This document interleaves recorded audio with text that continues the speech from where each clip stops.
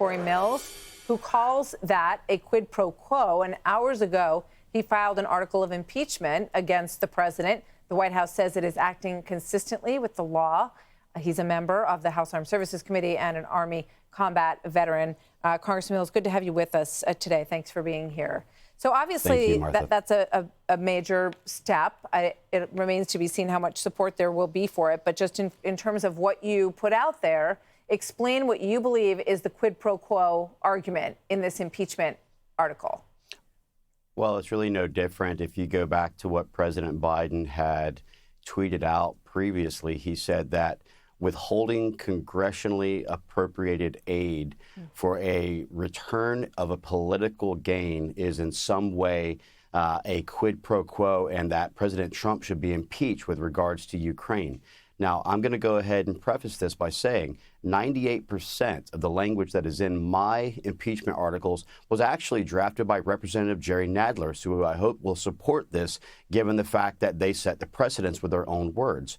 But the reality is that when you're trying to withhold humanitarian or any type of congressional appropriated aid for the purpose of political gain, which he does look at political gain because he wants to win Michigan, he wants to pander to the radical left. And think about what he's done here. He utilized and pulled the wool over our eyes. He released aid to go into Gaza, which fell into the hands of Hamas. He withholds aid to Israel and its ability for defense and to take out Hamas from their radical extremism that's going on.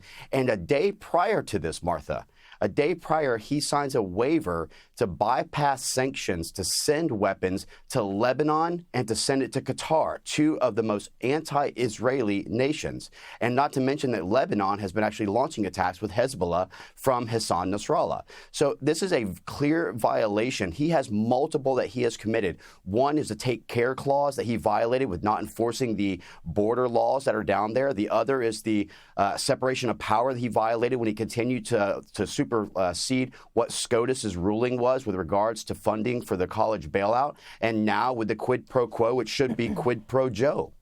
So Mike Pence disagrees with you on this. He says this is totally unacceptable. I'm old enough to remember when Democrats impeached another president for supposedly withholding foreign aid that had been approved by Congress. Stop the threats, Joe. America stands with Israel. Your thoughts on that? Well, when I start concerning myself with what Mike Pence has to say, I'll stop running for Congress.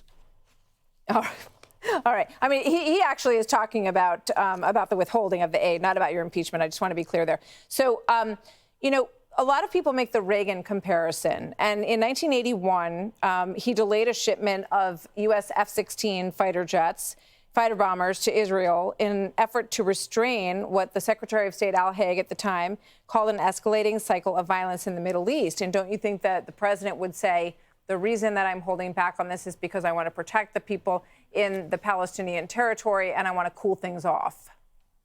Well, I think that that's actually the opposite of what he's trying to do, because he's continuing to try and put aid into Gaza that's falling into the hands of Hamas, who's now selling that aid to the Palestinian people in need to help to fund a potential counteroffensive. Not to mention the fact that when the aid package went through for the supplemental, he actually knew very well what the aid package included, where it would actually be funding, and what articles and materials that would be going in. So he knew very well what the battle strategy was, and Prime Minister Benjamin Netanyahu was very clear that they would continue to go into Rafah and to eliminate Hamas. And so his idea of, not knowing or saying that he's trying to withhold it for other types of reasoning is just not sound, and it's not justified whenever you look at what he already knew. How much support do you have among your colleagues in the House? I have quite a few that's supporting this articles of impeachment, as well as for helping me to strengthen them with other language.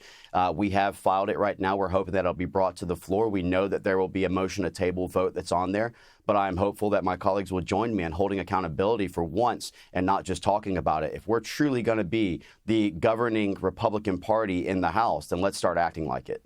Well, interesting to see what your Democrat colleagues think about it, having gone through the impeachment process with former President Trump on Ukraine and the parallels that you point out there. Cory Mills, thank you very much. Hey, Sean Hannity here. Hey, click here to subscribe to Fox News YouTube page and catch our hottest interviews and most compelling analysis. You will not get it anywhere else.